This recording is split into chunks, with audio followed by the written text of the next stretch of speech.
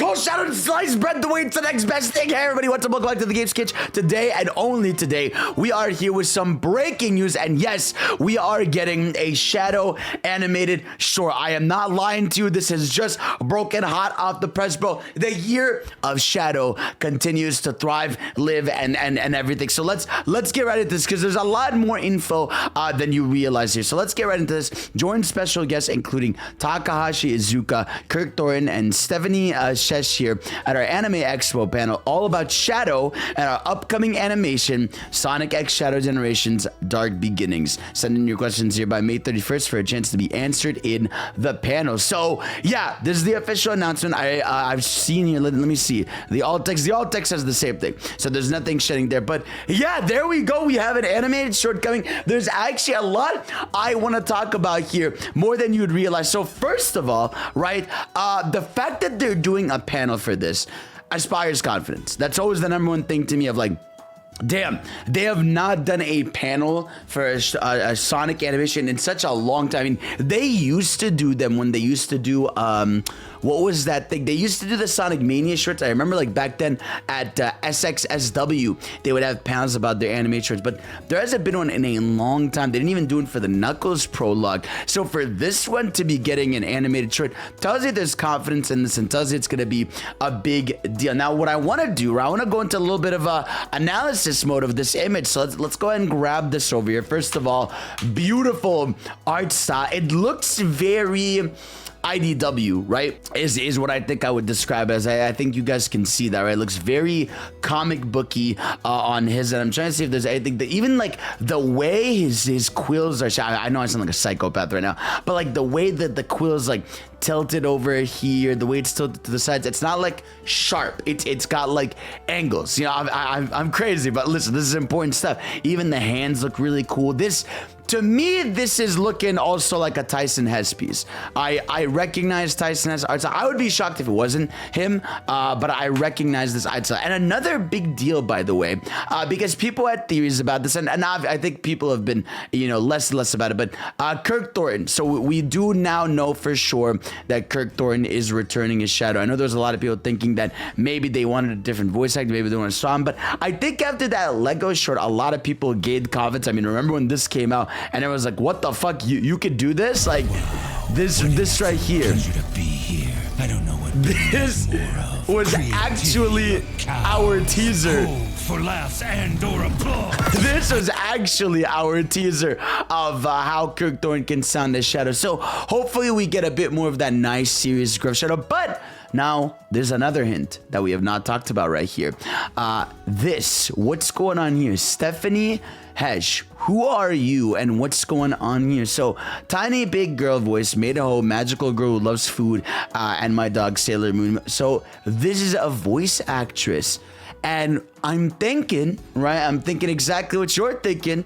Is this our Maria? Is this our Maria for this animated short? What is she gonna be playing? Is this gonna be a new character? But I have a feeling, and I think you can all agree that is probably the voice of Maria. Maybe we get some flashbacks because I'm trying to understand what it's about, right? A new era of Shadow, shedding light on the ultimate life form, Dark Beginning. So to me, what's weird is like this is like conflicting because on one hand you're telling me Dark Beginnings, which tells me this is like a recap, but at the same time you're telling me a new era of Shadow shedding light on the ultimate life form, and I don't know if that's trying to tell me about the future, right? Because with Sonic Shadow Gens, we don't know where it takes place. You know, we don't know if this is like today, right? Because we do know in the game, obviously, that, you know, Black Doom is there and that you're going technically still through the past, and they've said you're going to be going through past events, right? And maybe this animation is like what leads up to you going to these events, you know, like what has Shadow been doing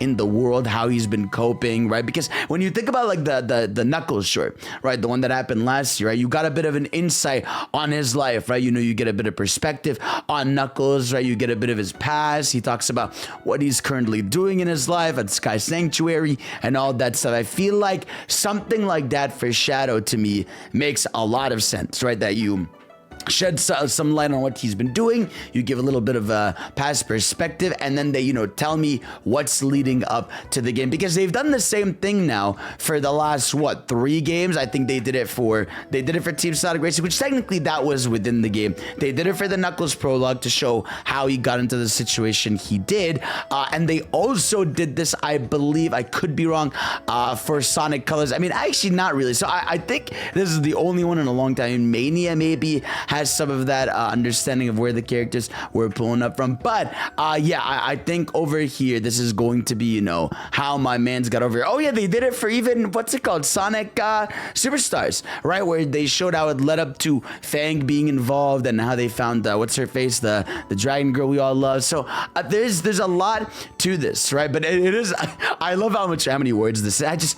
I just love the style, bro. He just looks so fucking cool. And obviously with the year's shadow, things are getting better and better. And also, we did have some breaking news in here while I was recording, thankfully, by Tails' channel, which is a good thing, thankfully. So now we know, right, that attendees can catch the panel on Saturday, July 6th. Those in attendance will get a first sneak peek at the upcoming animation. So again, this is important to know, right? Because now we sort of know that this thing is probably not coming out till what, maybe August, September, which tells me the game is probably around October, November, which we all kind of expected. But I don't know, and the fact that you're giving us a sneak peek and you're doing a Q&A about stuff tells you there's a lot of confidence going into this. But the biggest deal is, thank fucking God, because a lot of panels don't do this. For those who cannot be at Anime Expo, the panel will be live streamed.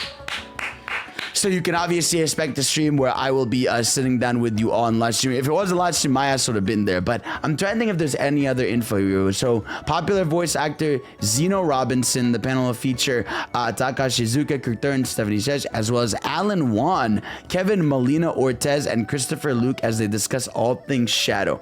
The panel will also be answering fan-submitted questions surrounding Sonic, Shadow, and more. Quickly did some research on who these different people are, and it actually sheds a bit of light on what's going on. So first of all, Zeno Robinson, right? I looked this guy up. He does a lot of different voices. I mean, there's some different Pokemon, there's some characters, there's some. I'm wondering if maybe this might be the new voice of Black Doom. I mean, I don't know if they're gonna get Sean Schemmel back for Black Doom, so it might be this dude. So if you had a dude or a reason to think why this guy would be here, it might be them. But then the two interesting ones are Alan Wan over here, who he's just jacked and he's a podcaster, so I feel like he might be hosting the show, you know what I'm saying? But the next two, right? We have this good person over here, Kevin Molina Ortez. Now, the reason why I think this is important is because look at this, right? This dude, right, is known for Rise of TMNT, right? What do you want? You want an award for Annie Award for Outstanding Achievement to Storyboarding in an animated short. So we have that, and then we have this dude Christopher Luke right here, who also worked on TMNT Rise of Ninja Turtles, which people that watch that say the animation's fantastic. So right away we know that this thing is probably going to involve those two. It's probably going to be, the art team from Rise of TMNT. And I'm sure Tyson Hess will be involved, as he always will. And I'm sure the story will be co-assisted, written with Mr. Ian Flynn probably involved. But yeah, no, I mean, that's a lot more info on this than you would have thought. And of course, I went to Twitter and tried to ask you guys, what do you think is going to happen here? You know what I'm saying? What are some of your theories and ideas here? So let me see. So Savvy says, hear me out. What if we get tempted with the potential to change the past and keep Maria alive? I fuck with that idea. That's a good one. Let's see what Hannah says. I'm thinking maybe a prologue, kinda, if they don't show it in games of how to show how Shadow ended up going through his past. Tyvin says the background looks similar to Metal Harbor, so maybe Shadow is getting sent back to SA2 for some reason. I don't know. I thought about that, of this background.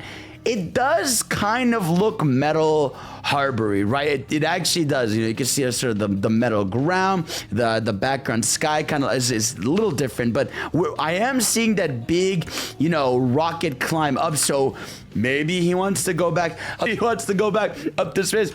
I don't know, but we have that. Sonicus is not for real. This is like, if this is anything like the Knuckles run, it'll be a prologue that explains how Shadow got into the situation. Maybe a look at how Time Eater affected him. That's an interesting one. This theory is actually one of my favorites. They saying Maria is gonna narrate Shadow's story, and I'm gonna combust thinking about how we haven't heard Maria's voice since 2005. That would be incredible. Like I said, if Maria's voicing this, or if she's narrating it, or we get some flashback perspective into him and her relationship, that would be so incredible. I mean, that's something we haven't really seen. We've always seen fan animations or even artwork that's official, but we have really yet to see any real moments between Shadow and Maria in the past. If we get any of that, my mind will go crazy. Shadow gonna be contemplating about Maria and if he's protecting the world like she'd want, and how he's torn between being a tool of destruction for Black Doom or a protector of life. God, bro, I want this so badly, bro. I want raw energy. We got Guns and Violence by Sham. I'm trying to think, you know. This place kind of looks like Prison Island or a gun facility. So maybe we see our boy on our mission. Feels like they would rather build a foundation for him in the future. So maybe what he's doing in Frontiers, that would be awesome. Because again, we have no idea what this dude's been up to in the games, right? We had a bit of that in Sonic Forces, right? Of him going on the mission, stopping, what's his face? Infinite. But it's been so long since we've really known what he's been up to. And yeah, I would love a bit of self-reflection on his part, you know, thinking about his life, and then leading up to the event of Sonic X Shadows, which this is 100% what it's gonna be, right? They're calling it Dark Beginnings, which tells me something is going on, because Dark Beginnings to me tells you that something bad is about to happen, you know? And so if we know Sonic Shadow Gens is him reliving his past, and this is called Dark Beginnings, well, what if this is, you know, setting up Shadow taking down a bad path again, you know? And we're gonna have to change that or something. I don't know. I don't want Shadow necessarily to be a villain, but something akin to that would be kind of fucking raw. Oh, what's this? Yeah. Okay. Maria getting shot. Okay. Maria getting shot. Okay. Maria getting shot. Okay. Maria getting shot. It's just Yeah, okay, Maria getting okay. shot. All right. Also, before you wrap up, I do want to point out again that the rating here is also E10 for fantasy violence. So we probably know there's going to be some fighting in this animation. It's probably the rating for the game, but still, I mean, this is technically their official announcement of the E10 rating for the game. But God, man, I'm so happy, bro. And obviously, we're all sitting here waiting for Sonic Movie 3 news, and we're assuming a trailer is going to be dropping, because, like, why are you... I mean, obviously, they have to probably for the sponsors, but announcing this, like, today feels like you're setting up for something. I don't know, man. I'm so happy on, and I just want to know what you guys think in the comments. Let me know what you're excited for, but there's a lot more info about this. I'm glad I was able to give that to you, and I'm so happy. I'm so happy.